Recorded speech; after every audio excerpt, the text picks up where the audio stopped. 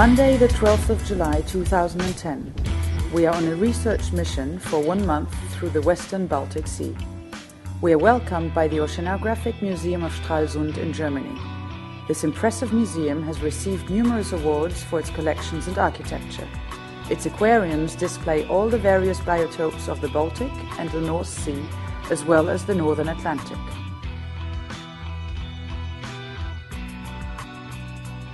During 3 weeks, we are going to host 2 teams of scientists from the museum.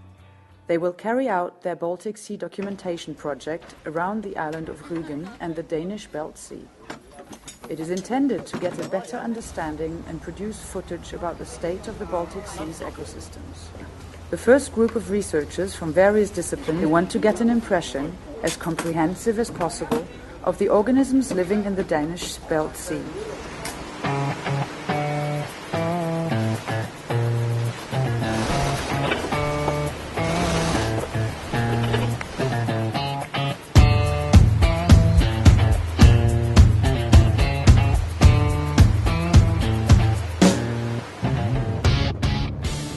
Julio, our onboard scientist, runs daily surface macro waste transects.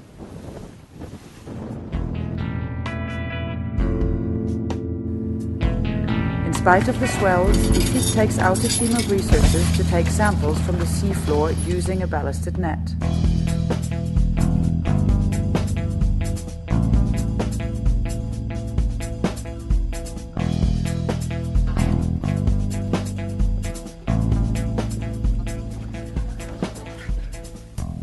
Much of the material we sampled here will be part of our collection, and this is on the one hand available to researchers, and on the other hand it's the basic material for our exhibitions.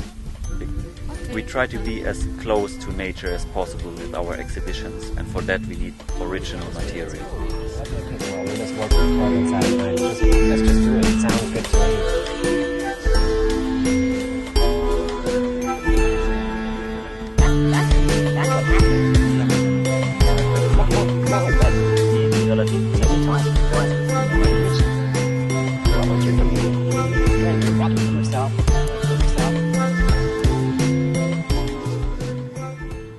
One of the main goals of the German Oceanographic Museum is to educate people, and for that reason we want to show them how the ecosystem works, but also how the ecosystems are treated and what we can do to change this.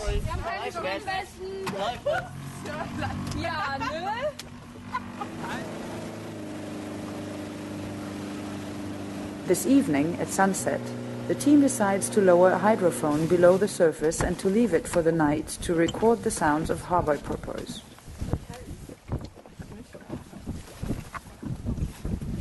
Okay, what we are now doing is we install a pod, which is a special device to record harbor porpoise. We leave it overnight here, so on the next day we can check if some harbor porpoise have passed by, because they usually give sounds all the time. Das ist Motor. Das ist ein Motor, genau. Und wie kannst du das wissen? Woraus sieht man das? Das sage ich dir, weil Schweinswale haben eine ganz andere Frequenz und es ist halt einfach ein...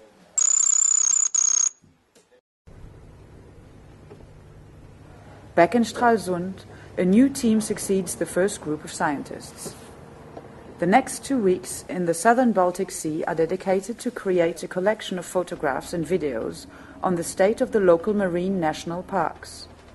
The footage will be made available to the public, scientists and national park authorities. Many dives are organized. The maintenance of the material is done with great care, as a single hair or grain of sand in the housings may damage the expensive cameras.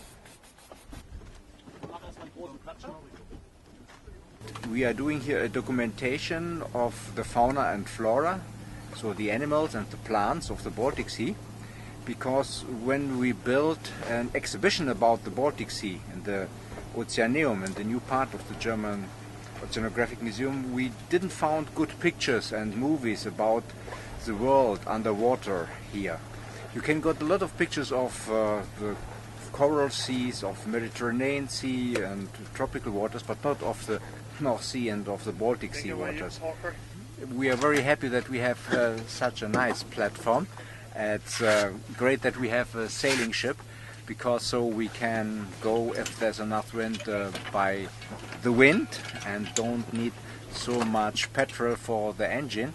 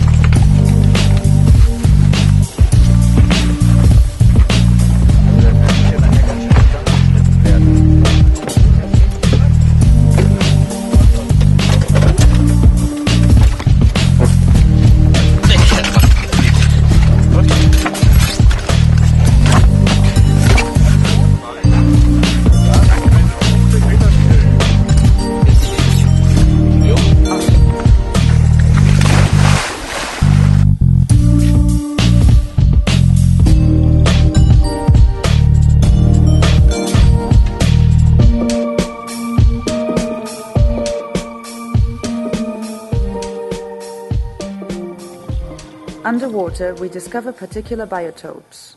Crabs, mussels, and sea stars are found in considerable quantities.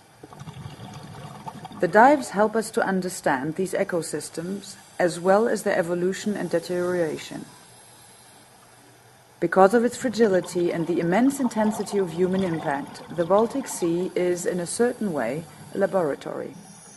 It can give us an idea on what other similar regions on Earth could look like in the future if we are not able to manage impacts like eutrophication or pollution.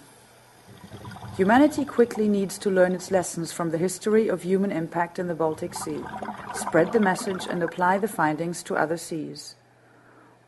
All information gathered during our tour will be displayed at the Oceanographic Museum in Stralsund, to make a broad audience aware of the threats on the Baltic Sea as well as its biological treasures. During our dives, we also come across antiques. Wood samples are collected on the wrecks. They help us to study the patterns of species settling on substrates as well as to learn more about one particular invasive species, the shipworm, which is actually a clam feeding on wooden ship hulls. At the end of each dive, Giulio performs tests which are helped to study bubbles developing in the blood of divers. These bubbles are dependent on the number of dives and the diver's health. They cause the so-called bends or decompression accidents. Back on board, every diver fills in a questionnaire. All data will be sent to DAN Europe, the Divers Alert Network, our diving insurance partner. In between the dives, photographs are screened, edited and geolocalized. The museum's collection intends to reflect reality as close as possible. How do you feel about those 2 weeks you spent on board? Oh, the collaboration was very, very fine. I welcomed it very much and I had much pleasure. Very reliable, the support, and the atmosphere was very, very good with the people. So I'm regretting that we have to leave the ship now. It's just starting. We had to find weather, nice people, very competent people.